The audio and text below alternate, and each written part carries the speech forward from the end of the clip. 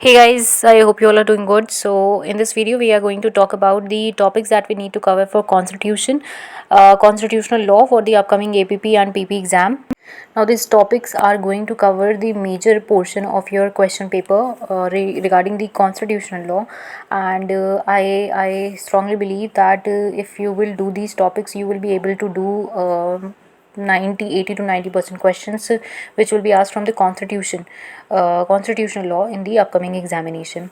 Now, first you need to understand that you have to the exam is conducted by the UPSC, so current affairs they are going to ask definitely.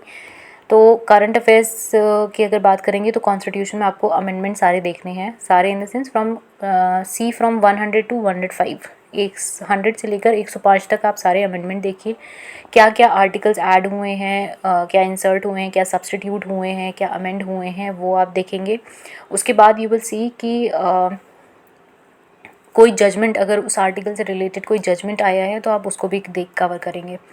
Plus जो भी articles amend हुए हैं या institute किए गए हैं, नए article या चेंज किए गए हैं, तो आपको उसका हिस्ट्री भी देखना है. ठीक है, अगर मान लीजिए हम आर्टिकल 15 की बात करें तो इसमें EWS रिजर्वेशन जैसे ऐड किया गया है, तो now you will not only learn about the number article, the clause inserted, the EWS category and the number of amendment, but also 15(4) का भी आप हिस्ट्री देखोगे, 15(5) का भी देखोगे, 15(3) का भी देखोगे, और जो भी उससे related previous judgments, landmark judgment है, आप उनको भी कवर करेंगे. आपको ये सब भी कवर करना होगा. ठीक है, so this is how you are going to cover the amendments.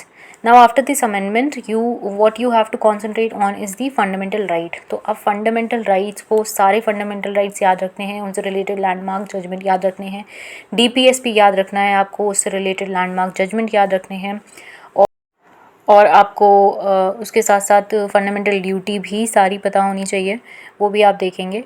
और आफ्टर दैट ये आपका मेजर पोर्शन है, ये आपको रिवाइज़ करना ही करना है, इसको तो आप एस्केप कर ही नहीं सकते हैं. ठीक है, apart from that what you need to cover is you need to cover articles relating to the citizenship laws. Then you need to cover articles relating to agriculture reforms. ठीक है, तो आप 9 शेड्यूल भी याद रखिएगा. आप किस एंट्री में, किस लिस्ट में एग्रीकल्चर फॉल करता है, किसका जुरिस्डिक्शन है, आपको ये भी याद रखना है. शेड्यूल नंबर आपको सारे याद रखने हैं, कौन सा शेड्यूल किस चीज़ को डिस्कस करता है, ये आपको याद रखना है. कॉन्स्टिट्यूशन को लेके जो भी लेटेस्ट जजमेंट आए हैं वो सब आपको कवर करने हैं. और थोड़ा बहुत अगर चाहें तो यूनियन और स्टेट का रिलेशनशिप भी कवर कर लेंगे. ठीक है, articles that are relating to union state relationship वो भी कवर कर लें. ठीक है, तो अगर आप ये इतना कवर कर लेते हैं, आई बिलीव आपका मेजर पोर्शन कवर हो जाएगा, और 90% questions will be asked from these topics only.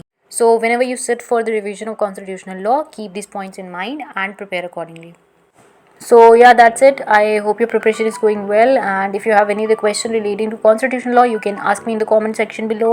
And we are not having a lot of time now, so try to revise as much as you can, and be confident, and you will ace in the examination. All the best.